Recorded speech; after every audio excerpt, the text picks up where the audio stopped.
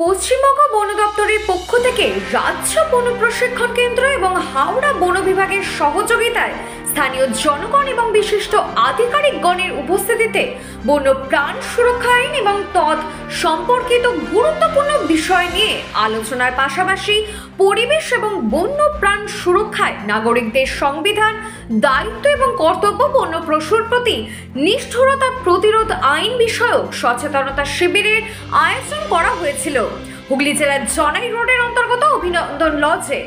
মূলত অনুষ্ঠানের উদ্দেশ্য একটাই, আমাদের পরিবেশের আশেপাশের যে সকল অবলা পশু পাখি মাছ এগুলোকে আমরা কিভাবে সুরক্ষিত রাখতে পারি এবং গাছ কাটা থেকে আমরা কিভাবে বিরত থাকতে পারি তা নিয়ে আলোচনা সভার আয়োজন করা হয়েছিল, যাতে আমরা নিজেরা ভালো থাকতে পারি এবং নিজেদের স্বার্থে পরিবেশের জীব জগৎকেও ভালো রাখতে পারি।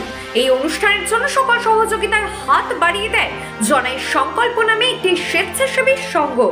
উপস্থিত ছিলেন সেখানে এই স্বেচ্ছাসেবী সংস্থার অন্যতম পল্লবী দত্ত, পরিবেশ কর্মী মাহমুদ আলী, এছাড়াও ছিলেন বন দপ্তর এবং বিভিন্ন অফিসারেরা, অভিনেতা সৌভিক চক্রবর্তী, বরিশাটি পঞ্চায়েতের প্রধান শুভজিৎ কর্মকার, এছাড়াও জেলা পরিষদ মেম্বার অপর্ণা দাশগুপ্ত সহ একাধিক বিশিষ্ট মানুষজন। চণ্ডীতলা জনাইতে Sudip Bhattacharya report, Bengal news express.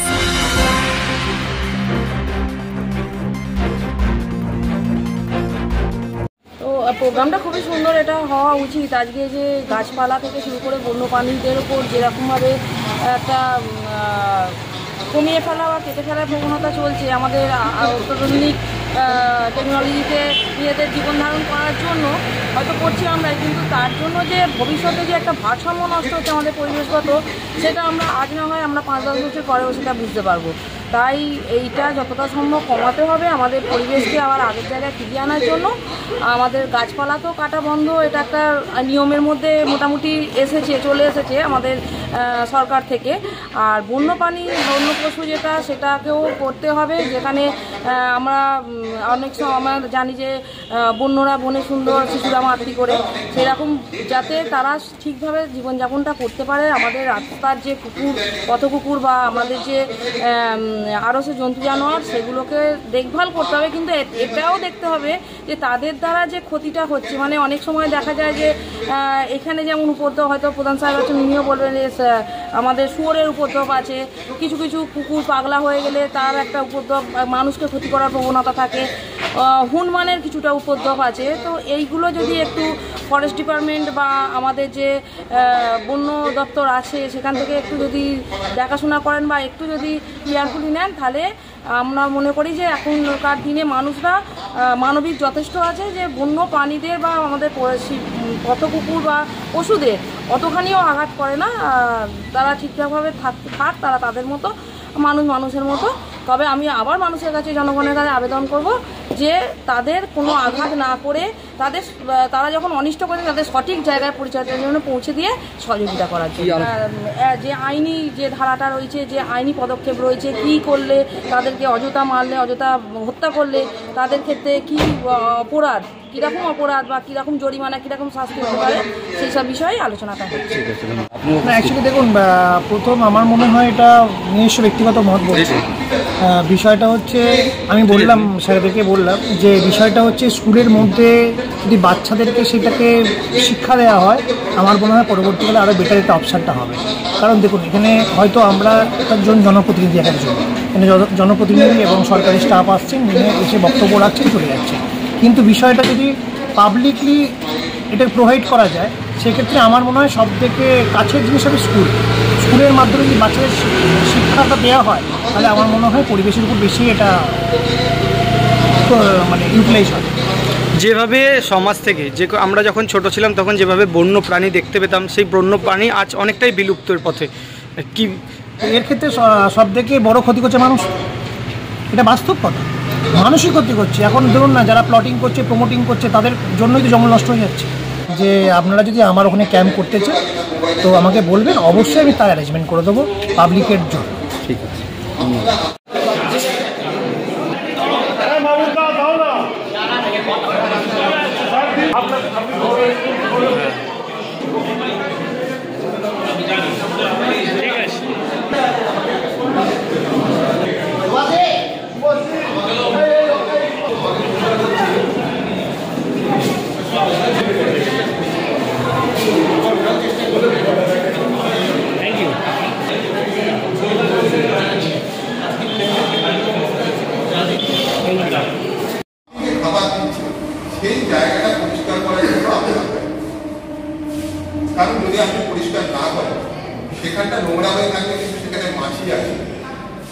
ইঁদুর ছুঁচো আরো উপদ্রব হবে। ইঁদুর ছুঁচোর উপদ্রব হবে মানে সাপ আসবে, সাপ আসবে মানে কিন্তু সাপের মানুষকে কামড়ানোর চান্স বেড়ে যাচ্ছে। মানুষকে কামড়ালে কিন্তু মানুষের সাপটাকে মেরে ফেলবে। আপনি তখন বলবেন যে মানুষটা কি খারাপ যে সাপটাকে মেরে ফেলবে, কিন্তু প্রকারান্তরে আপনি গায়ে আপনি ওই জায়গাটাকে পরিষ্কার করেন, আপনি অ্যাকচুয়ালি সাপকে ওখানে আসতে বাধ্য করেছেন। তো এই দায়িত্বগুলো যদি আমরা পালন করি, যেমন আমরা সবাই সারাদিন ধরে বলি পলিউশন বেড়ে যাচ্ছে, কি দূষণ বেড়ে যাচ্ছে, কিন্তু আমাদের ওই কলকাতা দিকে হচ্ছে সবাই দেখাচ্ছে যে পরিবেশ দূষণ বেড়ে যাচ্ছে, হচ্ছে একটা জায়গায় ময়লা ফেলা রয়েছে, তারা ওইখানে ময়লাটা ফেলবো না কিংবা মিউনিসিপ্যালিটিকে বলে একটা ডাস্টবিনের ব্যবস্থা করবো, সেটা না করে কি করছে, যারা বলছে দূষণ বেড়ে যাচ্ছে তারাই সন্ধ্যেবেলায় গিয়ে ওখানে আগুন জ্বালিয়ে আর কিছু না হলেও পুড়িয়ে দেবো, দিতে পারবে, পুড়িয়ে দেওয়ার মতো দূষণ বেড়ে যাচ্ছে।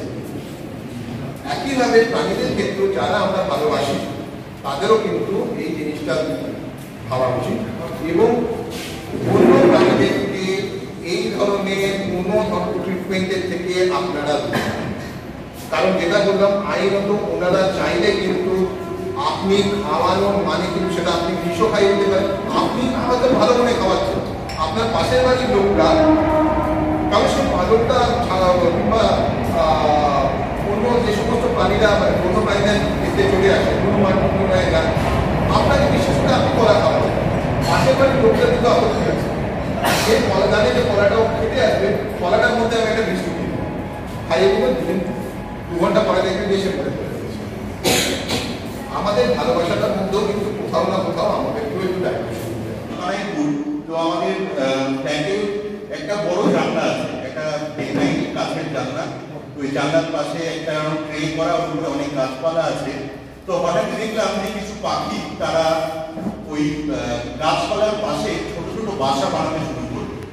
তো আমরা খুব আনন্দিত ছিলাম, বাড়ির সবাই, আমি, মা বাবা, আমাদের ছোট পরিবার 3 জনে থাকি। তো সবাই সেই পাখিগুলো যে থাকে ওখানে, তখন আমরাও বাড়ির ভিতর থেকে সবসময় ওদের কার্যক্রম দেখতে পাচ্ছি, ওরা আসছে আবার চলে যাচ্ছে, আবার বাসা বানাচ্ছে, খুব দারুণ লাগে। তো প্রথমে যেমন এগুলি বলছিলেন উনি যে ওদেরকে মানে খাবার দেওয়াটা উচিত না, তাহলে ওদের যে হ্যাবিট সেটা ওরা ভুলে যাবে।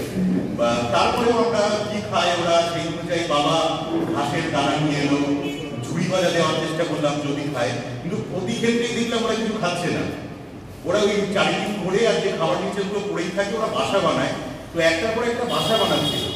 কিন্তু এই মুহূর্তে যখন আমি দাঁড়িয়ে কথাটা বলছি, দীপাবলির পরে আমরা দেখলাম পাখিগুলো আসা বন্ধ করে দিল। এই মুহূর্তে বাসাগুলো আর নেই, ওদের না আসার কারণে আমরা সেই বাসাগুলো বাবাই দেখছি বাসাগুলো নষ্ট হয়ে যাচ্ছে ধীরে ধীরে, জল থেকে বাইরে থেকে, তো সেগুলোকে ফেলে দিয়েছে। তো আমাদের একটা কষ্ট, একটা খারাপ লাগার ঘটনা আপনাদের সাথে শেয়ার করলাম। তো ওই পাখিগুলো কিন্তু আমাদের বিপদ হয়ে গেছিল, মানে আমরা সবসময় আমাদের খেয়াল রাখতাম, কিন্তু এখন সেই পাখিগুলো আর আসে না। এটা মানে যদি আসতো আমাদের ভালো লাগতো, জানি একটা ঘটনা। তো কেন পাখিগুলো চলে গেল, এটা কি শুধু দীপাবলির যে শব্দ, যে বাজির যে আওয়াজ, সেই সব কারণে চলে গেল? তাহলে ওরা গেল কোথায়, গেল তো গেল কোথায়, এত এলো না। এইটাই বলার ছিল, আমি বলতে চাইলাম। ধন্যবাদ।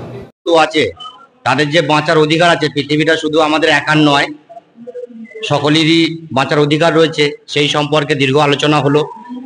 ধন্যবাদ বন বিভাগকে যে এই ধরনের অ্যাওয়ারনেস একটা প্রোগ্রাম করেছে, সাধারণ মানুষকে নিয়ে বোঝাবার চেষ্টা করছে যে পথ কুকুরকে খাওয়ালে কি করতে হবে, তোমাকে কি ধরনের তোমাকে দূরত্ব বজায় রাখতে হবে, বাড়ি থেকে কতটা দূর খেতে দিতে হবে। তার সাথে সাথে যে সাপ আছে, তারপরে আরো যেটা বন বিড়ালকে আমরা হামেশা দেখছি যে পিটিয়ে মেরে দিচ্ছে, ঠিক আছে, বা ভাম বা কটাস আমরা বলে থাকি, এগুলো যে আস্তে আস্তে বিলুপ্ত হয়ে যাচ্ছে, সেগুলো যাতে না হয় প্রত্যেকটা মানুষকে সচেতন হতে হবে। সাথে সাথে সচেতনের যে বার্তা আছে, সেই বার্তা সাধারণ মানুষের কাছে পৌঁছাতে হবে। অনেকেই অবগত নেই। তার সঙ্গে সঙ্গে অনেক বড় একটা বিষয় উঠে এসছে, যেরকম বৃক্ষ নিধন বা বৃক্ষছেদন হয়েই যাচ্ছে। তো সেই বিষয়টাই আমরা নজর রেখেছি, বা সেই বিষয়টি আমরা প্রশ্নও করেছি, যে বিভিন্ন সময়ে আমরা অভিযোগ করেছি বন দপ্তরকে, তারা এসছে, স্টেপ নিয়েছে। হয়তো সেক্ষেত্রে আমরা দেখেছি যে সরকারিভাবে প্ল্যানটি করে তাদেরকে ছেড়ে দেওয়া হয়েছে। আমি চাইছিলাম যে একটা দুটো কেস যদি এফআইআর এর মাধ্যমে চালু হয় তাহলে আরো 10 জন ভয় পাবে বা মানুষ সচেতন হবে বলে আমি মনে করি। একটা কথা যে উঠে আসছে যে একটা বাঘ সংরক্ষণের যা নিয়ম এবং সেই সঙ্গে একটা গোসাপ তার সংরক্ষণেও একই নিয়ম, একই ধারায় আইনত ব্যবস্থা নিতে পারা যাবে। অবশ্যই অবশ্যই, দেখুন বাঘ হচ্ছে একটা হিংস্র প্রাণী, যেরকম বাঘ আছে, সিংহ আছে, কুকুর আছে, বেড়াল আছে, এরা হিংস্র প্রাণী। তো এদের কাজটাই হচ্ছে হিংস্র, কিন্তু এদের যে অধিকার আছে বাঁচার, এদের যেরকম সংরক্ষণ, তাদেরকে ব্যারিকেড দিয়ে রাখা, যেরকম সুন্দরবনে প্রচুর পরিমাণের বাঘ রয়েছে বা বাঘ রাখা হয়েছে, তাদেরকে বাঁচিয়ে রাখা হয়েছে, তাদেরকে টাইমে খাবার দেওয়া হয়, তাদেরকে লালন পালন করা হয়, তাদেরকে পোষও মানানো হয়। অনেক সময় দেখেছি আমরা যে বাঘকে খাঁচায় বন্দি করেও রাখা হয়েছে। অনেক সময় বাঘ আবার মানে বন জঙ্গল থেকে মানে পালিয়ে সাধারণ লোকালয়ে ঢুকে পড়েছে, সেই ক্ষেত্রে বাঘের ওপরেও আক্রমণ হয়েছে, সাধারণ মানুষ অনেক বাঘ পিটিয়ে মেরেও দিয়েছে। কিন্তু অ্যাকচুয়ালি ওরা তো হিংস্র জন্তু, যে আমাদেরকে সচেতন হতে হবে যে একটা বাঘকে মারা যাবে না, ওরাও আমাদের প্রাণী সম্পদ, ওদেরকেও রক্ষা করতে হবে, এই দিকটা খেয়াল রাখতে হবে। অনেক সময় যেটা তার প্রয়োজন সেটা সে পাচ্ছে না, তার যে খাবার, সে খাবার টাইমে পাচ্ছে না, এর ফলে কি হচ্ছে, সে জঙ্গল ছেড়ে লোকালয়ে চলে আসছে। আর জঙ্গল ছেড়ে চলে আসার কারণ কি, জঙ্গলে যেসব খাবার আছে, জঙ্গল আস্তে আস্তে অরণ্য হত্যা হয়ে যাচ্ছে। তাহলে বন্যপ্রাণী যারা আছে তারা কোথায় থাকবে? অরণ্য হত্যার কারণে বন্যপ্রাণীরা লোকালয়ে চলে আসছে আর আস্তে আস্তে মারা পড়ে যাচ্ছে, বিলুপ্ত পথে চলে যাচ্ছে। শেখ মাহবুব আলী, পরিবেশ কর্মী।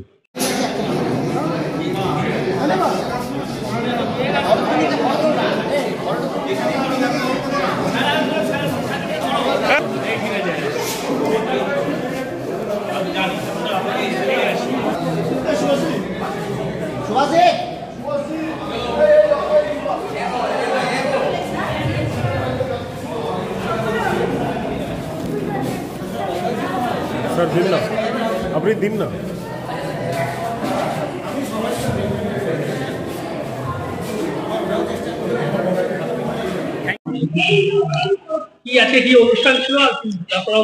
আজকের অনুষ্ঠানটা ছিল হচ্ছে সমস্ত বন দপ্তরের লোক, অফিসাররা, বিএলডিও সাহেব, বিডিও সাহেব, এদিক থেকে পঞ্চায়েতরা, থানার পুলিশ কর্মীরা সবাই মিলে একটা সচেতনতা প্রোগ্রাম ছিল। সেই সচেতনতার মধ্যে ছিল হচ্ছে পরিবেশ, বন্যপ্রাণী, গৃহপালিত প্রাণী তাদের রক্ষার্থে যে সচেতনতা সাধারণ মানুষ অনেকেই জানে না, তার উপরেই অনুষ্ঠানটা ছিল আমাদের।